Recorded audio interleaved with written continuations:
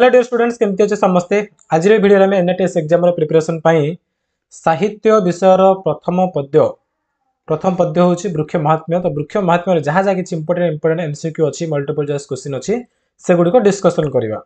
Question आसे discussion करने पूर्व आम प्रथम पद्य को भलसे बुझा कवि परिचय पढ़ा जहाँ किसी आम पद्य अच्छी लाइन टू लाइन अच्छी से गुड़िक मुझे तुमको बहुत सरल भाव बुझेबी पूरा पद्य बुझेबी जमी तुम सहज बुझीपर मन रखिपर है कि तापर जाए आम कौन करा क्वेश्चन आंसर गुड़िक आर प्राक्ट करवा। ठीक अच्छे तेणु वीडियो को समस्ते आरंभ शेष जाए कम्प्लीटली देख ए प्रकार तुमको सबकि साहित्यर डिटेल्स पढ़ा। ओके स्टार्ट करवा आम चलो। वृक्ष महात्म्यर कवि होउचंती जगन्नाथ दास जहाँ को कह जाए अति बड़ी जगन्नाथ दास एमती से परिचित। प्रथम कवि परिचय पढ़ा मुझे ग्यारंटी सह तुमको कहीपरि कि मुझे तुमको कवि परिचय पढ़ेबी देख तुम पूरा मन रही है पढ़ी रिविजन करी देखिए तुम आराम से मन रही ये वीडियो सर सर तुम पूरा पाटे सबकि मुखस्त रखिदेव देख चलो स्टार्ट करवा। एठी कवि होउचंती जगन्नाथ दास कवि जगन्नाथ दास जी कि पंचदश शताब्दीर शेषार्धरू षोड़श शताब्दीर प्रथमार्ध माने पंचदश शताब्दी शेषार्ध माने कौन पंचदश अर्थ हूँ 1400 रु 1500 है। तो ये जो 1400 रु 1500 माने शेष समय से टाइम से जन्म होती और षोड़श शताब्दीर प्रथमार्ध षोड़श माने कौन जानते ना 1500 रु 1600 ता प्रथमार्ध भागे माने जो 1550 मसीहा से पाखापाखि मृत्यु होती है। तो आम हिसाब कर नहीं पारे कि 1450 रु भाविनी 1550 ए मझे जन्म मृत्यु हो भितर है। तो तांकर जन्म मृत्यु जान जगन्नाथ दास पंचदश शताब्दी शेषार्धरू षोड़श शताब्दी प्रथमार्ध आउ ओडिया भागवत ओडिया एक श्रेष्ठ अवदान ओडिया भागवत लिखिं से जगन्नाथ दास जहाँ को कि सबू ओडिया मानक घरे घरे पाठ करा जाए गान करा जाए ओडिया भागवत को। भागवत ओडिया जातिर जातीय महाकाव्य भागवत हूँ ओडिया मानकर गोटे महाकाव्य संस्कृत भाषा रचित श्रीमद् भागवतर छाया रचित यही पुराण महाकाव्य कवि जगन्नाथ ओडिया सामाजिक जीवन को नहीं मौलिक विषय विन्यास करिसेंती। संस्कृत जो श्रीमद् भागवत अच्छे से ओडिया ट्रांसलेट करी ओडिया भागवत रचना करछंती। तो जानि पारथिबो जगन्नाथ दास जे कि पंचदश रु 16 शताब्दी से जन्म मृत्यु होईची एवं ओडिया जाति से कौन लिखिछंती ओडिया भागवतरा संस्कृत लिखाई प्रथम श्रीमद् भागवत नाम श्रीमद् भागवत को से ओडिया ट्रांसलेट करछंती किए जगन्नाथ दास बुझिल समस्ते। लोकप्रियता दृष्टि जगन्नाथ दास भागवत ओडिशार घरे घरे आदृत बहुत पपुलार भागवत ओडिया भागवत व्यत जगन्नाथ दास आहरी केतक सब कविता सब गद्य गुड़िक अच्छी जमीक तुलाफीणा अर्थ कोइली दारु ब्रह्म गीता दुर्गुण स्तुति इत्यादि। प्रस्तुत पाठ्यांशटी जगन्नाथ दास ओडिया भागवतर दशम स्कंद अंतर्गत दशम स्कंद जो गोपलीला से त्रयोविंश अध्याय आसी यही अंशरे कवि श्रीकृष्ण मुखरे वृक्ष महात्म्य विषय वर्णना करछंती। तो एथर चलो तुमको मन तुम किपर मन रख से तुमको कौच फास्ट लाइन तुम लिखि जगन्नाथ दास पंचदश शताब्दी शेषार्धरू षोड़श शताब्दी प्रथमार्धे ताकर बयस सीमा है तापर लिख से ओडिया भागवत लिखि ओडिया मानक घरे घरे परिचित अटंती सरला से भागवत संस्कृत रचित श्रीमद् भागवत उद्धृत कर सरला तापर डायरेक्ट जीव कौन कवि जगन्नाथ दास अन्य केतक लेखा गुड़िक हूँ तुला वीणा अर्थ कोइली दारु ब्रह्म गीता एवं मुर्गुण स्तुति एतिके सरला। लास्ट लाइन लिखिदेव पठित पठित वृक्ष महात्मा कविताटी ओडिया भागवतर दशम स्कंद गोपलीला अंतर्गत त्रयोविंश अध्याय उद्धृत करेठी वृक्षर महात्मा विषय वर्णना कराई सरला। पुणी थर मुझे रिविजन कर तुम मन जमी रहा तुमको कहूँ बेसी ना मात्र 4-5 लाइन तुम कई पूरा सर फास्ट लाइन तुम ये लिखिदेव है गोटे वर्ड मन रख तुम पूरा सर गोटे लाइन तुम लिखिदेव। सेकेंड लाइन कौन लिख ओडिया भागवत से लिखी जोड़ा कि संस्कृत श्रीमद् भागवत से ओडिया को रचना। 3 नंबर कौन लिख से आउ कौन कौन लिखिं लाइक तुड़ा भिणा अर्थ कोइली दारुभ्रम गीता और मृगुण स्तुति सरला। 4 नंबर कौन लिख ये जो वृक्ष महात्म्य पाठटा कौटू आसी भागवत दशम स्कंद गोपलीलार त्रयोविंश अध्याय है माने भागवत को किसी स्कंद विभक्त कराई से भर दशम स्कंद ना हो गोपलीला गोपलीला पुणी के अध्याय विभक्त कराई से भर 23तम अध्याय होची आमर वृक्ष महात्म्य सरला। आ वृक्ष महात्म्य से कौन वर्णना करछंती वृक्षर महात्म्य विषय वर्णना करछंती। आई होप बर्तमान समस्त पूरा कपरिच मन रही एथिरो जहाँ भी क्वेश्चन आसे तुम आराम से अटेंड कर पार ना एग्जाम रे येस और नो येस बहुत बढ़िया चलो नेक्स्ट आरंभ करवा आमर देख पद्य को आरंभ करवा जहाँ भी किसी कष्ट शब्द अच्छे सब तुमको कहबी सुंदर भाव में सबू वाक्य तुमको पढ़ेबी तुम जमी मन से प्रकार आम पढ़ा ए प्रथम लाइन देख एमंते कृष्ण आज्ञा पाई कन्याए गले तोष होई गोविंद पादे मन थई मिलिले निज घरे जाई एठी कन्याए अर्थ गोपपुर बालिका माने है गोप बाला बा गोपपुर नारी माने तो कृष्ण से मिसिकी कथबार्ता होते से समय कन्या माने से गोपपुर नारी माने समस्ते तोष हो गले माने संतुष्ट हो गले कथार बहुत खुशी होले एवं गोविंद पादे मन थई गोविंद माने श्रीकृष्ण श्रीकृष्ण पादरे निज मन थईले अर्थात सम्मान जनईकि समस्ते निज निज घर को पलैले कहीं श्रीकृष्ण सह कथा होते सब श्रीकृष्ण आज्ञा देले चलो बर्तमान तुम सब जाओ मु गाई चराइवाई पलैबी एसबू आज्ञा पाइला सबू नारी माने गोविंद पादरे मन थईले अर्थात गोविंद को श्रीकृष्ण को सम्मान जनाई समस्ते निज निज घर को पलैले तापर कौन हो गोपाल मेले दामोदर गाई चराई गले दूर दामोदर माने श्रीकृष्ण श्रीकृष्ण को कहीं दामोदर कहला कहीं दामोदर माने दाम प्लस उदर एटू दामोदर सृष्टि दाम अर्थ दौड़ी उदर माने पेट पिलादिने श्रीकृष्ण दुष्ट होता जो तांको माँ यशोदा तांको दौड़ी बांधी देइथिले तांको पेट को बांधी देइथिले सेठी तांको पेटरे दौड़ी चिन्ह बसैथिला सेथिपाई श्रीकृष्ण को दामोदर बोली कहा जाए तो एठी गोपाल गोपाल अर्थात गोपपुर बालक माने से बालक मान सहित दामोदर कुआड़े गले गाई चराई चराई बहुत दूर को पलैले है जो गोपपुर नारी मान से कथबार्ता होते से घर पलैले तापर गोपपुर सब बालक मैंने सब पुओ मैंने सांग मैंने आसिले दल मिसिक सब दल दल हो समस्ते गाई चराई पूरा बहुत दूर दूर को जंगल को पलैले निदाघ रवि तेज लगी पोए होइले दुख भागी निदाघ माने ग्रीष्म रवि माने सूर्य तेज माने किरण ग्रीष्म ऋतु सूर्यंकर बहुत जोरे किरण बहुत तेज प्रकाश होता सेठी बहुत गरम होता एथिपाई पोए अर्थात से गोपपुर बालक माने सब दुखरे भांगी पड़े कहीं से दुखरे भांगी पड़े कहीं ग्रीष्म दिन सूर्यंकर बहुत जोरे खरा होता से सबूक से गोपपुर बालक माने बा कृष्ण से सांग माने समस्ते दुखरे भांगी पड़ते चरांती गोरु गोप मेले शीतल छाया वृक्ष तले समस्ते मिलमिशी से गोप मेले माने कौन से बालक मान जो दल या जो बड़ ग्रुप कर जाते ना समस्ते मिसिकी गोरु अर्थात गाई गाई चराउले कौट चराउले शीतल छाया वृक्ष तले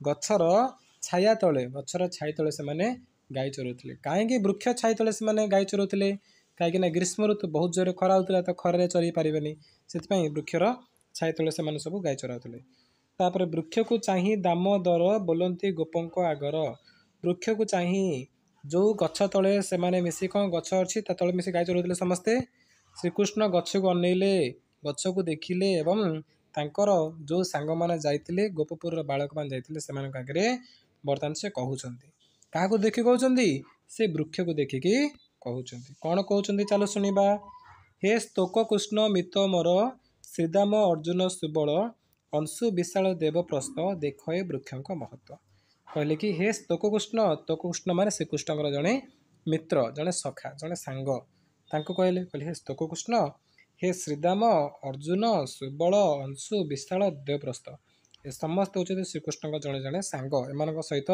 से गाई चराई जाइछन्ति कहते देख ए वृक्ष महत्व ए वृक्षर महत्व वृक्षर उपकार वृक्ष आमको कौन कौन साहाय्य करसबू देख से किभली आमको साहाय्य करुच्ची तापर कहले परे करती उपकार सुजन प्राणी व्यवहार परे परे माने परलोक बा अन्य लोक मानक एमाने उपकार करती अन्य लोक मानकर उपकार करती अन्य मानक साहाय्य करती वृक्ष सुजन प्राणी व्यवहार सुजन माने कौन भल लोक माने जेपरि व्यवहार करछन्ती सेहीपरि भाबरे वृक्ष मध्य अन्य मानकर उपकार करिथाए तापर कहउछन्ती शीत बरसा घर्म दुख सही आंभ को दियंती सुख शीत सहउछन्ती वर्षा सहउछन्ती घर्म माने झाल है झाल माने कौन जो खरा होची अधिक खरा होची तो शीत रे ठंडा वर्षा रे पानी पड़ची आ ग्रीष्म दिने घर्म माने झाल देह सृष्टि होची वृक्ष देहरे ତଥାପି ଏତେ ସବୁ ଦୁଃଖ ସହିକି ମଧ୍ୟ ସହି ଆମ୍ଭଙ୍କୁ ଦିଅନ୍ତି ସୁଖ। ଏସବୁ ଯାକ ସେମାନେ ବୃକ୍ଷ ସହୁଛି ଆଉ ଆମକୁ ସୁଖ ବାଣ୍ଟି ଦେଉଛି। ଯେପରି ତାଙ୍କ ସାମ୍ନାରେ ସେ ଉଦାହରଣ ଦେଇଥିଲେ କି ଦେଖ ଏତେ ଖରା ହେଉଛି, ତ ଏ ଖରା ସହୁଛି କିଏ? ବୃକ୍ଷ ସହୁଛି ଏବଂ ଆମକୁ ସେ ଛାଇ ଦେଉଛି। ଅର୍ଥାତ୍ ବୃକ୍ଷ ଏତେ ସବୁ ଦୁଃଖ କଷ୍ଟ ସହୁଛି ଏବଂ ଆମମାନଙ୍କୁ ସୁଖ ବାଣ୍ଟି ଦେଉଛି। ଏ କଥା ସେ ତାଙ୍କ ସଖାମାନଙ୍କୁ ତାଙ୍କ ସାଙ୍ଗମାନଙ୍କୁ ଜଣାଇଲେ। ଧନ୍ୟ ଜୀବନ ଏହାଙ୍କର ଜୀବିକା ହୁଅନ୍ତି ପ୍ରାଣୀଙ୍କର। ଏଇ ବୃକ୍ଷମାନଙ୍କ ଜୀବନ ଧନ୍ୟ। ଏମାନେ ଧନ୍ୟ ଧନ୍ୟ କିଏ? ଏଇ ବୃକ୍ଷମାନେ। କାହିଁକି ନା ଏମାନେ ପ୍ରାଣୀମାନଙ୍କର ଜୀବିକା ସାଉଛନ୍ତି। ଜୀବିକା ମାନେ କ'ଣରେ? ଆମକୁ ବଞ୍ଚାଇବେ, ଯାହା ଦରକାର ତାକୁ ଜୀବିକା ବୋଲି କହିବା। ତେଣୁ ଏମାନେ ଏଇ ବୃକ୍ଷମାନେ ଆମର ଜୀବିକା ସାଉଛନ୍ତି। କାହିଁକିନା ବୃକ୍ଷ ବିନା ବଞ୍ଚିବା ଆମ ପାଇଁ କଷ୍ଟକର ହେଇଯିବ। ଆମ ଜୀବିକା କହିଲେ ଆମେ ବୃକ୍ଷକୁ ମଧ୍ୟ କହିପାରିବେ। କାହିଁକି? ବୃକ୍ଷ ଆମକୁ ଦେଖ ଅମ୍ଳଜାନ ଦେଉଛି। ସେ ଅମ୍ଳଜାନ ଆମେ ଶ୍ୱାସକ୍ରିୟାରେ ଗ୍ରହଣ କରୁଛନ୍ତି। ଆମକୁ ଖାଇବା ପାଇଁ ଦେଉଛି, ନ ଖାଇଲେ ମରିଯିବା ଆମେ। କାଠ ଦେଉଛି, ଆମକୁ ଜାଳ ଦେଉଛି, ପତ୍ର ଦେଉଛି, ଔଷଧ ତିଆରି ହେଉଛି, ବହୁତ କିଛି ସାହାଯ୍ୟ କରୁଛି ନା। ତେଣୁ ଏଠି ଶ୍ରୀକୃଷ୍ଣ କହୁଛନ୍ତି କି ଏମାନଙ୍କ ଜୀବନ ଧନ୍ୟ ଧନ୍ୟ। କାହିଁକି? ପରୀକ୍ଷାରେ ପ୍ରଶ୍ନ ଆସେ କି ବୃକ୍ଷଙ୍କ ଜୀବନ କାହିଁକି ଧନ୍ୟ? କାହିଁକି ନା ବୃକ୍ଷମାନେ ଅନ୍ୟମାନଙ୍କର ଜୀବିକା ଅଟନ୍ତି। ହେଲା, ପ୍ରାଣୀମାନଙ୍କର। ଅନ୍ୟମାନେ ଦେବ କହିବନି, ତମେ କହିବ ପ୍ରାଣୀମାନଙ୍କର ଜୀବିକା ସାଜିଥିବାରୁ ଏମାନଙ୍କ ଜୀବନ ଧନ୍ୟ ଅଟେ। ତାପରେ ସୁଜନ ଘରେ ଯେହ୍ନେ ଯାଇ ଅତିଥି ନିରାଶ ନୁହଇ। ସୁଜନ ମାନେ ଭଲ ଲୋକ। ହେଲା, ତ ଭଲ ଲୋକମାନଙ୍କ ଘରକୁ ବା ସାଧୁ ଲୋକମାନଙ୍କ ଘରକୁ ଯଦି ଜଣେ ଅତିଥି ଯିବ, ଅତିଥି ମାନେ କୁଣିଆ, ଏଇ ବି ଜଣେ ଅଚିହ୍ନା ଲୋକ ତାଙ୍କ ଘରକୁ ଯିବ, ତାହେଲେ ସେ କ'ଣ କେବେ ନିରାଶ ହେବ କି? ଅତିଥି କେବେ ବି ଅତିଥି ନିରାଶ ହେବନି। କାହିଁକିନା ସୁଜନ ଲୋକମାନେ ଘରକୁ ଯେକୌଣସି ଅତିଥି ଆସିଲେ ମଧ୍ୟ ସେମାନଙ୍କ ସହିତ ଭଲ ବ୍ୟବହାର କରିବେ। ସେମାନଙ୍କୁ ପ୍ରଥମେ ପାଣି ଦେବେ, ତାଙ୍କର ପୁରା ସମ୍ମାନ ସହିତ ସ୍ୱାଗତ ଜଣାଇବେ, ତାଙ୍କୁ ଖାଇବା ପିଇବା ଦେବେ, ସୁଖ ତାଙ୍କର ସୁବିଧା ଅସୁବିଧା ସବୁ ପଚାରି ବୁଝିବେ, ଏସବୁ କରିବେ ନା। ଠିକ୍ ସେହିପରି ଗଛକୁ ମଧ୍ୟ ସେ ତୁଳନା କରୁଛନ୍ତି ସୁଜନ ବ୍ୟକ୍ତିମାନଙ୍କ ସହିତ। ସେ କହୁଛନ୍ତି କି ସେମାନେ କିଏ? ଶ୍ରୀକୃଷ୍ଣ କହୁଛନ୍ତି କି ସୁଜନ ଘରମାନଙ୍କୁ ଅତିଥି ଗଲେ ଯେପରି ନିରାଶ ହେଉନି, ସେପରି ବୃକ୍ଷ ମଧ୍ୟ ଆମକୁ ନିରାଶ କରେନି। ପତ୍ର କୁସୁମ ଫଳ ଛାଇ ମୂଳ ବକଳ ଦାରୁ ଦେଇ। ବୃକ୍ଷ ଆମକୁ ପତ୍ର ଦେଉଛି, କୁସୁମ ମାନେ ଫୁଲ ଦେଉଛି, ଫଳ ଦେଉଛି, ଛାଇ ଦେଉଛି, ମୂଳ, ହେଲା, ବୃକ୍ଷର ମୂଳ ମଧ୍ୟ କାମରେ ଆସୁଛି। ବକଳ ମାନେ ତାର ଯେଉଁ ଛାଲି, ଦାରୁ ମାନେ କାଠ, ଏସବୁ କିଛି ବୃକ୍ଷ ଆମକୁ ଦେଉଛି ନା ନାହିଁ? ଏସବୁ ଜାଗା ଆମର କାମରେ ଆସୁଛି। ଆଉ କ'ଣ ଦେଉଛି? କ୍ଷାର, ଅଙ୍ଗାର, ଭସ୍ମ, ଅଠା, ହେଲା, ଏସବୁ ମଧ୍ୟ ବୃକ୍ଷ ଆମକୁ ଦେଇଥାଉଛି। ଗୃହକୁ ସାଜି ବାଡ଼ କଣ୍ଟା, ଆଉ ଘରକୁ ଯେଉଁ କଣ୍ଟା ଦରକାର, ଏସବୁ କିଛି ମଧ୍ୟ ଆମକୁ ବୃକ୍ଷ ଦେଇଥାଏ। ବୁଝିଲ? ତ ବୃକ୍ଷ ଆମକୁ କ'ଣ କ'ଣ ସାହାଯ୍ୟ କରୁଛି, କ'ଣ କ'ଣ ଦେଉଛି କହିଲେ ଏତିକି ପୁରା ଲେଖିବ। କ'ଣ କ'ଣ? ପତ୍ର ଦେଉଛି, କୁସୁମ ଦେଉଛି, ଫଳ, ଛାଇ, ମୂଳ, ବକଳ, ଦାରୁ ମାନେ କହିଲେ କାଠ, ହେଲା, ତାପରେ କ୍ଷାର ଦେଉଛି, ଅଙ୍ଗାର ଦେଉଛି, ଭସ୍ମ ମାନେ ପାଉଁଶ, ଅଠା, ଏସବୁ ଦେଉଛି। ତା ସହିତ ଆମେ ଘରକୁ ଯେଉଁ ବାଡ଼ ବନାଉଛନ୍ତି, ଘରର ବାଡ଼ ତିଆରି କରୁଛନ୍ତି ନା, ସେଇ ବାଉଁଶରେ ଯେଉଁ ଛାଲିରେ ବାଡ଼ ତିଆରି କରାଉଛି, ସେଥିରେ ବାଡ଼ କଣ୍ଟା ଦରକାର। ତ ଏସବୁ କିଛି ମଧ୍ୟ ଆମକୁ ବୃକ୍ଷ ପ୍ରଦାନ କରିଥାଏ। ବୁଝିପାରୁଛ? ସବୁ ଆମକୁ କିଏ ସାହାଯ୍ୟ କରୁଛି? ବୃକ୍ଷ। ଏତେ ପ୍ରକାରେ ସେବା କରି ନିତ୍ୟ ଏ ପର ଉପକାରୀ। ଏତେ ସବୁ ସେବା କରୁଛି ବୃକ୍ଷ ଆମର ବୃକ୍ଷ ବହୁତ ଗୁଡ଼ିଏ ଏତେ ପ୍ରକାର ସବୁ ସେବା କରୁଛି। ନିତ୍ୟ ଏ ପର ଉପକାରୀ। ନିତ୍ୟ ମାନେ କ'ଣ? ସବୁଦିନେ ଏହି ପର ଉପକାରୀ ଉଦ୍ଭିଦ ଆମର ଏମିତିକା ସାହାଯ୍ୟ ବା ଆମର ଏମିତି ସେବା କରି କରି କରି କରି ଚାଲୁଛି। ଏହାଙ୍କ ପ୍ରାୟ ଯେବେ ହୋଇ ସଂସାର ମଧ୍ୟ ଦେହ ବହି ମନ ବଚନ ଧନେ କରି ଯେ ହୋଇ ପର ଉପକାରୀ। ତାପରେ ଶ୍ରୀକୃଷ୍ଣ କହୁଛନ୍ତି କ'ଣ? ଏହାଙ୍କ ପ୍ରାୟ ଯେବେ ହୋଇ, ମାନେ ଏଇ ବୃକ୍ଷ ପରି ଯେବେ ହେବ ସଂସାର ମଧ୍ୟ ଦେହ ବହି। ସଂସାର ମାନେ କ'ଣ? ପୃଥିବୀ। ଏ ପୃଥିବୀରେ ଆମେ ଦେହ ଧାରଣ କରିବା, କିନ୍ତୁ ବୃକ୍ଷ ପରି ଆମକୁ ହେବାକୁ ପଡ଼ିବ। ସେମିତି କହୁଛନ୍ତି କହୁଛନ୍ତି ଏହାଙ୍କ ପ୍ରାୟ ଯେବେ ହୋଇ, ମାନେ ବୃକ୍ଷ ପରି ଆମେ ଯେବେ ଆମକୁ ହେବାକୁ ପଡ଼ିବ, ବା ଯେବେ ବି ଆମକୁ ବୃକ୍ଷ ପରି ହେବାକୁ ପଡ଼ିବ, ସଂସାର ଆମେ ଦେହ ଯଦି ବହନ କରୁଛନ୍ତି ମାନେ ଆମକୁ ମଧ୍ୟ ଏପରିକା ବୃକ୍ଷ ପରି ହେବାକୁ ପଡ଼ିବ। ମନ ବଚନ ଧନେ କରି। ମନର ବଚନକୁ ଯିଏ ଧନେ କରି ମାନେ କ'ଣ? କାମରେ କରି ରଖିବ। ଖାଲି କଥାରେ କହିଦେଲେ ହେବନି। ମନ ବଚନ ମାନେ ଯେଉଁଟା ମନରେ ଭାବିଥିବ ତାକୁ ଧନେ କରି ମାନେ ପୁରା କାମରେ କରିଦେବାକୁ ପଡ଼ିବ। ମନ ବଚନକୁ ଯେ ହୋଇ ପର ଉପକାରୀ, ଯିଏ ପରର ଉପକାରୀ ହୋଇଥାନ୍ତି। ହେଲା, ଦିନ ହରନ୍ତି ଦୁଃଖ ସୁଖ ସେ ଧନ୍ୟ ଇହ ପରଲୋକ। ସେମାନେ ହିଁ, ମାନେ ଯିଏ ମନର ବଚନକୁ ଧନ୍ୟ କରିବା, ଯିଏ କହୁଥାଏ କାମଟା କରିବ, ପରମାନଙ୍କୁ ଉପକାର କରିବ, ସେମାନେ ହିଁ ଇହ ଲୋକରେ ପରଲୋକରେ ଧନ୍ୟ ଅଟନ୍ତି। ଏଇଟା ମଧ୍ୟ ପରୀକ୍ଷାରେ ପ୍ରଶ୍ନ ଆସୁଛି କି ଇହ କାଳରେ ପରକାଳରେ ପରଲୋକରେ କେଉଁମାନେ ଧନ୍ୟ ଅଟନ୍ତି? ଆନ୍ସର ଲେଖିବ ଯିଏ ମନ ବଚନ ଧନ୍ୟ କରି ବା ପରମାନଙ୍କୁ ଉପକାର କରିଥାଏ, ସେମାନଙ୍କ ଜୀବନ ଇହ କାଳରେ ଏବଂ ପରଲୋକ କାଳରେ ଧନ୍ୟ ଅଟେ। ହେଲା, ଆଉ ଲେଖା ହେଇଛି ଦିନ ହରନ୍ତି ଦୁଃଖ ସୁଖେ। ତାମାନେ ସେମାନଙ୍କ ଦିନ କେମିତି ଯାଏ ଦୁଃଖରେ ସୁଖରେ ସେମାନେ ଦିନ କାଟନ୍ତି। କିଏ ଯେ ଯିଏ ପରମାନଙ୍କୁ ଉପକାର କରିବ ମନର ବଚନକୁ ଧନ୍ୟ କରିବ ହେଲା ସେମାନେ ହିଁ ଦୁଃଖ ସୁଖରେ ଦିନ କାଟିବେ ଏବଂ ଇହ ପରଲୋକ ଇହ କାଳ ପରକାଳ ଏମିତି ବୁଝା ପଡ଼ିବ ସେଠି ମଧ୍ୟ ଏମାନଙ୍କ ଜୀବନ ଧନ୍ୟ ଅଟେ। ବୁଝିଲ ଏଇଟା ପୁଣି ଥରେ ମୁଁ କହୁଛି ମନେ ରଖ ମୁଁ ଜାଣିଛି ମଧ୍ୟ କିଛି ପିଲା ବୁଝିନଥିବ ସେଥିପାଇଁ ବାରମ୍ବାର ମୁଁ କହୁଛି ଏଇଠୁ ଏତିକି ପାରାଗ୍ରାଫ ହେଲା ଏମିତି ପରୀକ୍ଷାରେ ପ୍ରଶ୍ନ ଆସିବ କେଉଁମାନେ ଇହ କାଳଟା ପରକାଳଟା ଧନ୍ୟ ଅଟନ୍ତି ତମେ କ'ଣ କହିବ ଯିଏ ମନ ବଚନ ଧନରେ କରିକି ପରମାନଙ୍କୁ ଉପକାର କରିଥାଏ ସେମାନେ ହିଁ ସେମାନଙ୍କ ଜୀବନ ଇହ କାଳଟା ପରକାଳଟା ଧନ୍ୟ ଧନ୍ୟ ଅଟେ ହେଲା। ଆହୁରି ଗୋଟେ କଥା ସେମାନେ ଦୁଃଖ ସୁଖରେ ମଧ୍ୟ ନିଜ ଦିନ କାଟି ଦେଉଛନ୍ତି ସେମାନେ କେବେ ପୁରା ସୁଖ ନାହିଁ କେବେ ଦୁଃଖ ନାହିଁ ଆରାମସେ ଦୁଃଖ ସୁଖ ଜୀବନ ତ ଚାଲିଛି ସେମାନେ ଆରାମସେ ଜୀବନ ମଧ୍ୟ ଅତିବାହିତ କରୁଛନ୍ତି। ଏଠି ଶ୍ରୀକୃଷ୍ଣ କହୁଛନ୍ତି କ'ଣ କି ବୃକ୍ଷଟା ଆମେ ବହୁତ କିଛି ଜିନିଷ ଶିଖିବାକୁ ପଡ଼ିବ ଯେହେତୁ ଆମେ ସଂସାରରେ ଦେହ ଜନ୍ମ କରି ଆମେ ଦେହ ଆମର ଅଛି ପୃଥିବୀ ପୃଷ୍ଠରେ ତେଣୁ ଆମେ ମଧ୍ୟ ବୃକ୍ଷ ପରି ହେବାକୁ ପଡ଼ିବ ଆମେ ବି ବୃକ୍ଷ ପରି ପରୋପକାର କରିବା ତାହେଲେ ଯାଇକି ଆମ ଜୀବନ ଦୁଃଖ ସୁଖରେ କଟିବ ଏବଂ ଆମେ ଇହ କାଳରେ ପରକାଳରେ ଧନ୍ୟ ଧନ୍ୟ ପ୍ରଶଂସା ପାଇବା ସବୁଠି। ବୁଝିଲ ତାପରେ ଦେଖ ପୁଷ୍ପ ପଲ୍ଲବ ଫଳ ଦଳେ ତରୁର ଲମ୍ବ ଡାଳ ତଳେ ପୁଷ୍ପ ମାନେ ଫୁଲ ପଲ୍ଲବ ମାନେ ପତ୍ର ଫଳ ଦଳେ ହେଲା ତ ଫୁଲ ପତ୍ର ଏବଂ ଫଳ ଏ ସବୁଥିରେ ତରୁର ଲମ୍ବ ଡାଳ ତଳେ ତରୁ ମାନେ କ'ଣ ସେଇ ବୃକ୍ଷ ଲମ୍ବା ଲମ୍ବା ଡାଳ ତଳେ ଗୋରୁ ଗୋପାଳ ଘେନି ସଙ୍ଗେ ମିଳିଲେ ଯମୁନାର ଲାଗେ। ତେଣୁ ସେ ଯେଉଁ ବୃକ୍ଷର ଫୁଲ ଫଳ ଥିଲା ତାର ତରୁ ଲମ୍ବା ଲମ୍ବା ଡାଳ ଥିଲା ସେ ତଳେ କ'ଣ କରୁଥିଲେ ଶ୍ରୀକୃଷ୍ଣ ଗାଈ ଚରାଉଥିଲେ ତେଣୁ ସେଠି ସେ କ'ଣ କଲେ ଗାଈ ଚରା ତାଙ୍କର ସରିଲା ଗୋରୁ ଗୋପାଳ ଘେନି ସଙ୍ଗେ ସେଇ ଗୋପାଳ ମାନଙ୍କ ସହିତ ଗାଈକୁ ଧରିକି ସେମାନେ ଯମୁନା ନଦୀକୁ ପଳେଇଲେ ବର୍ତ୍ତମାନ ମିଳିଲେ ଯମୁନାର ଲାଗେ ମାନେ ଯମୁନା ନଦୀର ତୀରରେ ସେମାନେ ଯାଇକି ପହଞ୍ଚିଲେ।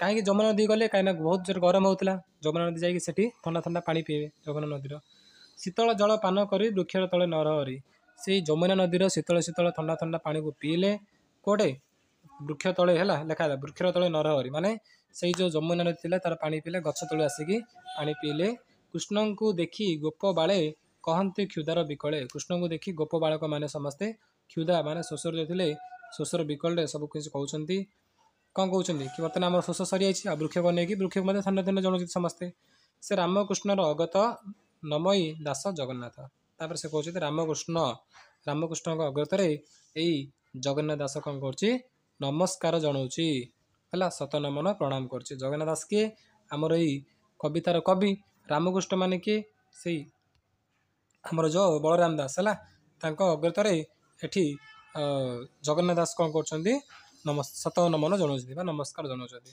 ଏତିକି ଥିଲା ଆମର ପଦ୍ୟ ଚାଲ ପୁଣି ଥରେ ରିଭିଜନ କରିଦେବା ଯାହାଦ୍ୱାରା ତମର ମନେ ରହିଯିବ ହେଲା ଏଭ୍ରି କ୍ୱେଶ୍ଚିନ୍ 1 ମାର୍କ 2 ମାର୍କ ଯାହା ଆସିଲେ ବି ତମେ ଆରାମସେ ଯେମିତି ମନେ ରଖିପାରିବ ସେଟା ଜାଣିବାକୁ ପଡ଼ିବ। ଫାଷ୍ଟ ଆସିଲା କ'ଣ କୃଷ୍ଣଙ୍କ ଆଜ୍ଞା ପାଇଲା ପରେ କନ୍ୟାମାନେ ଗୋପପୁର ସବୁ ନାରୀମାନେ ସମସ୍ତେ ସନ୍ତୁଷ୍ଟ ହୋଇକି ଗୋବିନ୍ଦକୁ ସମ୍ମାନ ଜଣାଇ ସମସ୍ତେ ନିଜ ଘରକୁ ପଳେଇଲେ। ତାପରେ ଦାମୋଦର ମାନେ କି ଶ୍ରୀକୃଷ୍ଣ ଗୋପପୁର ବାଳକମାନଙ୍କୁ ଧରିକି ଗାଈ ଚରାଇ ଚରାଇ ବହୁତ ଦୂରକୁ ଗଲେ ସୂର୍ଯ୍ୟଙ୍କ ବହୁତ ଜୋରରେ କିରଣ ବା ବହୁତ ଜୋରରେ ଗରମ ହେଉଥିଲା ସେଠି ସବୁ ତାଙ୍କ ସାଙ୍ଗମାନେ ଦୁଃଖରେ ଭାଙ୍ଗି ପଡ଼ିଲେ ଏବଂ ଗୋରୁ ଗାଈ ଧରିକି ସେମାନେ ଶୀତଳ ଛାୟା ବୃକ୍ଷର ସେଇ ଶୀତଳ ଛାଇ ତଳକୁ ସମସ୍ତେ ଯାଇକି ପହଞ୍ଚିଗଲେ। ତାପରେ ଶୀତଳ ଛାଇ ତଳେ ସମସ୍ତେ ଗାଈ ଚରାଉଥିଲେ ନା ସେଠି ଗଛକୁ ଶ୍ରୀକୃଷ୍ଣ ଦେଖିଲେ ଏବଂ ତାଙ୍କର ସେଇ ସାଙ୍ଗମାନଙ୍କୁ ଜଣେଇଲେ ବୃକ୍ଷ ଆମର କ'ଣ କ'ଣ ଉପକାର କରୁଛି ସେ ବିଷୟରେ ଜଣେଇଲେ। ସେ ତାଙ୍କ ନାଁ ଯାହା କହୁଛନ୍ତି କିଏ କିଏ ତାଙ୍କ ସାଙ୍ଗ ଥିଲେ ସେଠି ଶ୍ଳୋକକୃଷ୍ଣ ସିଦ୍ଧାମ ଅର୍ଜୁନ ସୁବଳ ଅଂଶୁ ବିଶାଳ ଦେବପ୍ରସ୍ଥ ଏ ସମସ୍ତଙ୍କୁ ସେ ବୃକ୍ଷର ମହତ୍ଵ ବିଷୟରେ ବର୍ଣ୍ଣନା କରୁଛନ୍ତି କହୁଛନ୍ତି ଦେଖ ଏ ବୃକ୍ଷର ମହତ୍ଵ ଦେଖ ସମସ୍ତେ କିପରି ମାନେ ପରର ଉପକାର କରୁଛନ୍ତି ସୁଜନ ମାନେ ଭଲ ଲୋକମାନେ ଯେମିତି ବ୍ୟବହାର କରୁଛନ୍ତି ଠିକ୍ ସେପରି ବୃକ୍ଷ ମଧ୍ୟ ଅନ୍ୟମାନଙ୍କର ଉପକାର କରୁଛି। ଶୀତ ସହୁଛି ବର୍ଷା ଘର୍ମ ଏ ସବୁ କିଛି ଦୁଃଖ ସହିକି ଆମକୁ ବୃକ୍ଷ ସୁଖ ଦେଇଦେଉଛି ସୁଖ ବାଣ୍ଟି ଦେଉଛି ଏମାନଙ୍କ ଜୀବନ ଧନ୍ୟ ଧନ୍ୟ ଅଟେ ଏମାନେ ପ୍ରାଣୀମାନଙ୍କର ଜୀବିକା ସାରୁଛନ୍ତି ହେଲା। ପରୀକ୍ଷାରେ ପ୍ରଶ୍ନ ଆସିବ ବୃକ୍ଷର ଜୀବନ କାହିଁକି ଧନ୍ୟ କାହିଁକିନା ଏମାନେ ପ୍ରାଣୀମାନଙ୍କ ଜୀବିକା ସାରୁଛନ୍ତି ସେଥିପାଇଁ ଏମାନଙ୍କ ଜୀବନ ଧନ୍ୟ। ସୁଜନ ଘରକୁ ଗଲେ ଅତିଥି ଯେପରି ନିରାଶ ହେଉନି ସେପରିକା ବୃକ୍ଷ ମଧ୍ୟ ଆମକୁ ପତ୍ର କୁସୁମ ଫଳ ଛାଇ ମୂଳ ବକଳ ଦାରୁ ଏସବୁ ଦେଉଛି କ୍ଷାର ଦେଉଛି ଅଙ୍ଗାର ଭସ୍ମ ଅଠା ହେଲା ଆଉ ବାଡ଼ କଣ୍ଟା ସବୁ କିଛି ଆମକୁ ସେ ଦେଇକି ଆମର ଜୀବିକା ସାଜିଛି। ଏତେ ପ୍ରକାର ଆମକୁ ସେ ସେବା କରୁଛି ଏମାନେ ପରୋପକାରୀ ହେଲା ନିତ୍ୟ ମାନେ ସବୁଦିନ ଇଏ ଆମର ଏମିତି ପର ଉପକାର କରିଚାଲିଥାଏ ଠିକ୍ ଅଛି। ତାପରେ କହୁଛନ୍ତି ଏହାଙ୍କ ପ୍ରାୟ ମଧ୍ୟ ହେବାକୁ ପଡ଼ିବ ଆମମାନଙ୍କୁ ଆମେ ସଂସାରରେ ଜନ୍ମ ହୋଇଛନ୍ତି ମାନେ ଆମକୁ ମଧ୍ୟ ବୃକ୍ଷ ପରି ହେବାକୁ ପଡ଼ିବ ଆଉ ଯିଏ ମନର ବଚନ ଧନରେ କରି ମାନେ କାମରେ କରି ଦେଖେଇବ ପରମାନଙ୍କୁ ଉପକାର କରିବ ସିଏ ହିଁ ଦୁଃଖ ସୁଖରେ ଦିନ କାଟିବ ଆଉ ଇହ କାଳ ପରକାଳରେ ସେମାନଙ୍କ ଜୀବନ ଧନ୍ୟ ଧନ୍ୟ ହେବ। ତାପରେ ସେ କ'ଣ କହୁଛନ୍ତି କହୁନାହାନ୍ତି ଯେଉଁ ଗଛର ଫୁଲ ଥିଲା ଫଳ ଥିଲା ପତ୍ର ତା ସେଇ ତରୁର ଲମ୍ବ ଡାଳର ତଳେ से गाई चराउले से कौन कले जमुना नदी की पलैले जमुना नदी जाकि शीतल जल पान कले वृक्ष तल रही पान कले आउ गोपपुर बालक मैंने सब जो क्षुधार विकल होते से बर्तमान सन्तुष्ट हो समस्ते तापर लास्ट को आम जगन्नाथ दास काउ जी बलराम दास अटंती से सत नमन प्रणाम जनाऊँ।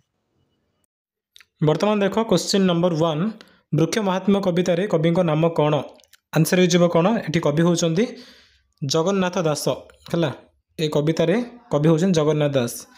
वृक्ष महात्म्य कविताटी भागवतर क्यों स्कंदर आसी क्यों स्कंदर संगृहित कौन पढ़ी आम ना भागवतर 10म स्कंदर वृक्ष महात्म्य आसली तो आंसर हो ऑप्शन ए।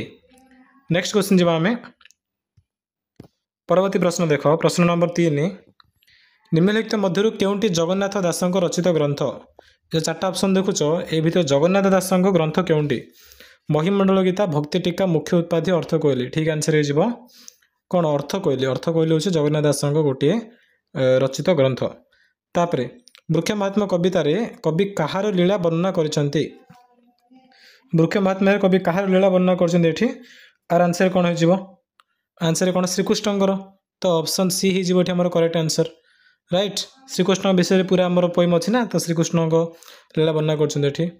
परवर्ती प्रश्न इह तथा परलोक कहार जीवन धन्य बोली कहुई इह काल पर काल कहार जीवन धन्य अटे दुखीर सुखीर परोपकार मित्रंकर करेक्ट आंसर कौन हम एठी तुमर करेक्ट आंसर हो ऑप्शन सी परोपकारी जी पर उपकार करे तार जीवन धन्य बोली कहुई। निम्नलिखित मध्य किए श्रीकृष्ण सखा नुहंती किए श्रीकृष्ण सखा नुहंती कौन answer Stokakrishna Bhima Arjuna Devaprastha correct answer कौन करेक्ट आंसर हो भीम भीम तांको सखा नहीं अर्जुन तांको सखा स्तोककृष्ण देवप्रस्थ एम सब सखा अटंती श्रीकृष्ण किंतु भीम नुह। वृक्ष क्यों दुख सही थाए क्यों दुख को वृक्ष सही थाए आंसर हो कौन शीत वर्षा एवं घर्म घर्म कहले झाड़ कि एठी माने कौन बुझा पड़ो गरम बा ग्रीष्म ग्रीष्म कथा बुझा पड़ो तो ऑप्शन ए हो ठीक आंसर। तापर प्रश्न 8 लागे शब्दर अर्थ कौन निकटरे दूर बहु पाखरे बहु दूर ठीक आंसर कौन हम लागे शब्दर अर्थ हूँ निकटरे ऑप्शन ए हो करेक्ट आंसर। तापर 9 नंबर देख कृष्ण गोरु गोपाल को नहीं केउंठी पहुँचले गोरु गोपाल को नहीं कृष्ण केउंठी पहुँची ठीक आंसर कौन हम ऑप्शन बी माने जमुना कूल हूँ करेक्ट आंसर।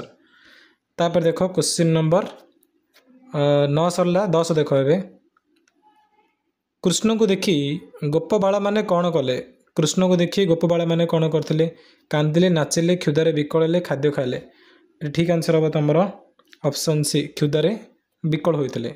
स्तोक कृष्ण किए श्रीकृष्ण अन्य नाम बलराम सखा श्रीकृष्ण सखा सुग्रीव सखा आंसर हो श्रीकृष्ण सखा।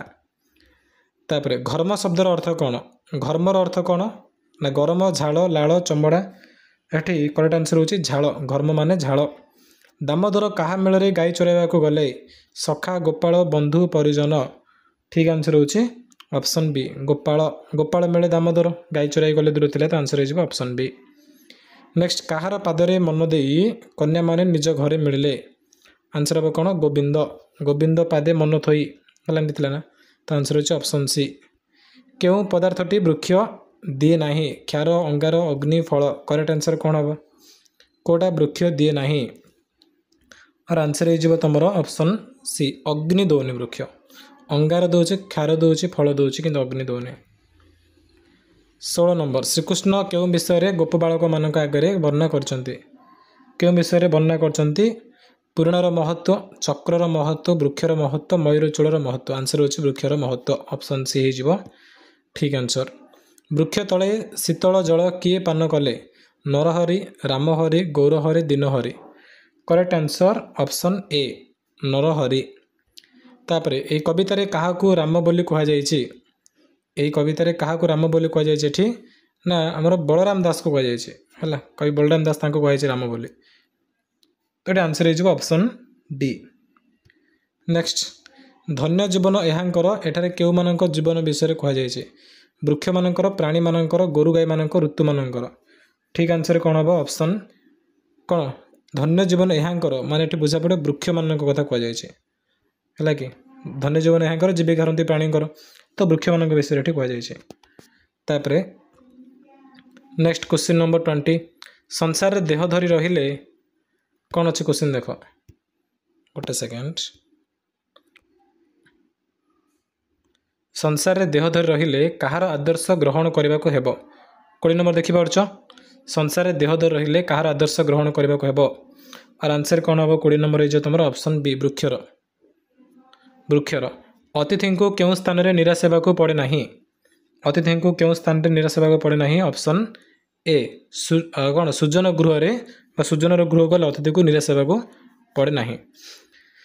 नेक्स्ट 22 नंबर दाम शब्दर अर्थ कौन दामोदर आम पढ़ी तो दाम मान कौन दौड़ी उदर मान पेट है जेहेतु श्रीकृष्ण दौड़ी सदृश पेट अटे माने पिला बेले दौड़ी बांधे दौड़ी चिन्ह पड़ जाए से दामोदर बोली कहुए। 23 नंबर देख शीतल छाया तले शीतल छाया क्या तले थिला शीतल छाया क्या तले थिला लता छात वृक्ष मेघ ठीक आंसर होची वृक्ष ऑप्शन सी। केउंटी इह शब्दर अर्थ कौन इह तो आंसर है जो तुम ऑप्शन इह काल पर काल नमन ना तो ये कि कौन बुझा पड़े यही स्थान बुझा पड़ो है यही स्थान लगे। 25 नंबर देख कहार आज्ञा पाई कन्या माने संतुष्ट हो गले कहार आज्ञा पाई कन्या माने संतुष्ट हो गले ठीक आंसर होची कृष्ण ऑप्शन बी कृष्ण को आज्ञा पाई। तापर 26 नंबर गोपाल बालक माने कहीं दुख अनुभव करुले गोपाल बालक माने कहीं दुख अनुभव कले ठीक आंसर कौन हम ये ऑप्शन ए हो ग्रीष्मर प्रकोप जोगु दुख अनुभव करुले है। तापर 27 नंबर निदाघ शब्दर अर्थ कौन निदाघ शब्दर अर्थ कौन निदाघ शब्दर अर्थ होची ऑप्शन सी ग्रीष्म निदाघर अर्थ होची ग्रीष्म। तापर 28 नंबर जगन्नाथ दास काहाकू प्रणाम जणाइले जगन्नाथ दास काहाकू प्रणाम जणाइले ठीक आंसर कौन हम दीनकृष्ण रामकृष्ण दीतिकृष्ण नरहरि करेक्ट आंसर होची कौन करेक्ट आंसर हो ऑप्शन बी है रामकृष्ण को बलराम दास को। उपकारी लोक किपरि दिन कटाई थांती करेक्ट आंसर होची ऑप्शन सी दुख सुखरे उपकारी लोक दुख सुखरे दिन कटाई थांती। तापर देखो क्वेश्चन नंबर 30 क्वेश्चन नंबर 30 देखो कौन अच्छे आम प्रश्न फर्स्ट प्रश्न है केउंटी दारू शब्दर अर्थ केउंटी दारू शब्दर अर्थ दारूर अर्थ कौन बुझा पड़ो काठ ऑप्शन डी हो ठीक आंसर। पठित कविताटी ओडिया भागवत दशम स्कंदर क्यों अध्याय संगृहित क्यों अध्याय आसी दशम स्कंदर ना त्रयोविंश अध्याय आसी तो ऑप्शन सी हो करेक्ट आंसर। तापर 32 नंबर देख ओडिया भागवतर रचयिता जगन्नाथ दास को अति बड़ी उपाधि किए भूषित करते आर ठीक आंसर हो option D Shri Chaitanya. 33 number देख वृक्ष को भल मनीष सह तुलना कहीं वृक्ष को कहीं भल मनीष सह तुलना कर ठीक आंसर होची दुख सही अन्य को सुख दौचे से भल मनीष सहित तुलना कर श्रीकृष्ण को कहीं दामोदर बोली कहुई श्रीकृष्ण को दामोदर कहीं कहला कहीं माँ यशोदा दौड़ी बांधि बोली दामोदर कहुए। जीविका हंती प्राणी युक्तिर तात्पर्य कौन युक्तिर तात्पर्य कौन बुझा पड़ो ना प्राणी मानकर हित पाई निजको नियोजित करवा ठीक अच्छे। तो आम बर्तमान वृक्ष महात्मार डिटेल्स बुझिले तार भावार्थ बुझिले तापर क्वेश्चन आंसर गुड़िक प्राक्ट कले तुम कम हो तुम भलसे पुणी थे पढ़ है पूरा पोएमटा पढ़ और क्वेश्चन आंसर गुड़िक निजे कर पीडीएफ मुझे देदेवी ये वीडियो तले देदेवी तुम निजे पीडीएफ खोल पढ़ी पढ़ी जो आंसर तुमको आसलानी बही खोज तापर जो न बुझा पड़ा ताल वीडियो आसिक देख ठीक अच्छे। चलो वीडियो समाप्त करवा। Thank you.